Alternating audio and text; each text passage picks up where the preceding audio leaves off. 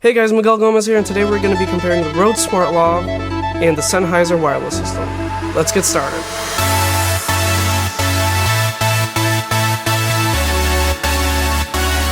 Alright, so I know this isn't an apples to apples comparison.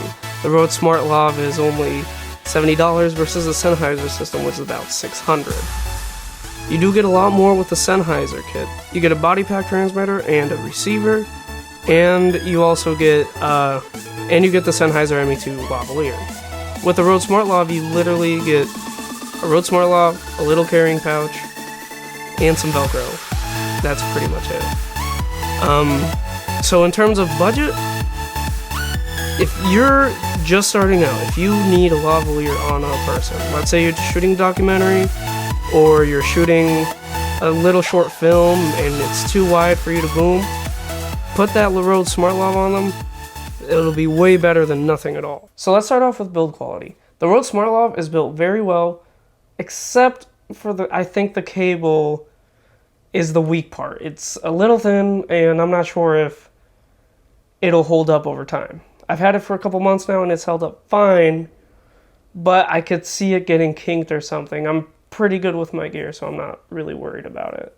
A little bit of metal with a little bit of plastic and rubber, and then the foam windscreen just goes on top. The clip is really good. With the Røde Smart Lav, you connect it to your phone, and you put it on your talent, and you're done. You hit record, you're done. You can either use the voice memo app or the Røde Smart LV or something, it's LE or something like that. And with the Røde app, you can adjust your levels and it will record no matter what. With voice memos, however, you can't plug it in. It's auto gain. So what you've been hearing and listening to is the Røde Smart Lav in a relatively quiet environment. It is my apartment. My neighbors are making noise. My AC's off. Now let's switch over to the Sennheiser.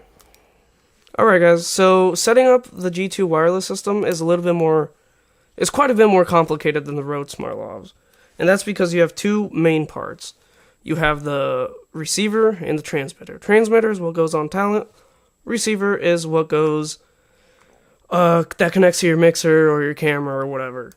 The biggest problem with wireless at the moment, as of April 2017, is that the FCC, well, they sold off a huge chunk of the wireless spectrum that industry professionals were using, and that's 608 to 696 megahertz. And technically, I'm breaking the law now because these are Block B, so they use from 608 to like the 660s, and I'm at 652 right now. So, oops, it shouldn't matter. It shouldn't matter until 2020 when they actually block off.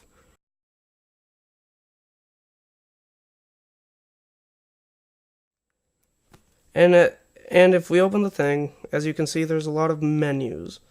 You start off with bank, and that is a bank of frequencies. Then it's channel, so if you want to fine tune, if you want to select your channel, there you can tune to a 0.025 megahertz frequency.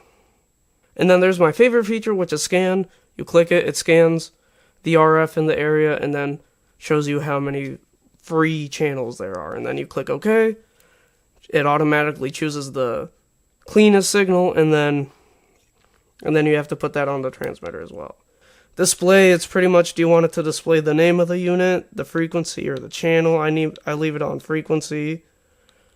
And then name, you can name them whatever you want. Battery life with these, if you're on the lithiums, which I'm not, will last 10 hours, easy. If you're on like normal energizers or something, more like 6 hours. On the transmitter, it's similar layout. Actually, it's identical layout. It's just a little bit different menu. So when you hit menu, or when you hit set, there's the bank, the channel, tune, sensitivity. Sensitivity is how sensitive the capsule is going to be. Pretty much the gain on the capsule. I keep it between -10 and -20. If it's a quieter scene, -10. If it's more average, -20. The reason I do that, I know it's not ideal, is so it gives my talent more dynamic range to work with. I just set my levels more on the mixer, and then so if the talent yells, the capsule itself won't peak. Just the recording will if I have it set too high. So I'll put it at -10 for here. Display, again, frequency, channel name, and reset. These are rental units, and literally every time I get them, reset. I don't want what the other person put. I want to reset them. I want to put them how I want them. And the body packs do have a mic line input, a mute switch. That's really good for talent. Make sure to tell them that they don't have to be listened to all the time. So if they wanted to go to the bathroom, they can mute it. A really nice thing about the Sennheiser wireless is that you can monitor your levels straight on the receiver. So you don't have to go to your talent every time there's a problem with it. You're like, or you don't want, if you're having a peak, you can tell right here. You're not going blind, pretty much. And I'm going to record this to the H2N as well, just to keep it more apples to apples. I normally would record this with the XLR adapter into my Zoom F4. Alright, so now you're listening to the Sennheiser system, and they're the same lavaliers as they've been using in the G3, and the G2 uses the same lavalier as the G3, so it's the ME2. And I think they sound very good. Definitely for the budget microphone that it is, it sounds very good, very clean. But for out-of-the-box microphone, it's really good. So let's talk about price. The Rode, you can go and get an iPod Touch for $50 and plug it into there, and for less than $150, you have yourself a good lavalier with good recording, just easy to use. Downside is you can't monitor it. That's I really want to get that across. My biggest problem with the Rode is that you can't monitor it, and you can't adjust your levels. And the Sennheiser is around $600 new, but you can get them used for less than $400. If you're gonna just be making YouTube videos and aren't an audio professional, I don't see the point of getting the Sennheisers, unless you can afford it. It's pretty much spending money and having more things to worry about than necessary. What I would do if I were, as a YouTuber, I'd get the Røde Smart Lav, because it sounds, I think, a lot better than the Rode Video mics, which now you're listening to a Rode Video Mic Go, which to me sounds very similar to the Rode Video Mic. Not the Pro. The Pro sounds really good, but for the same price, actually for more money, the Rode Video Mic Go sounds worse because it's farther away. It's 10 feet away.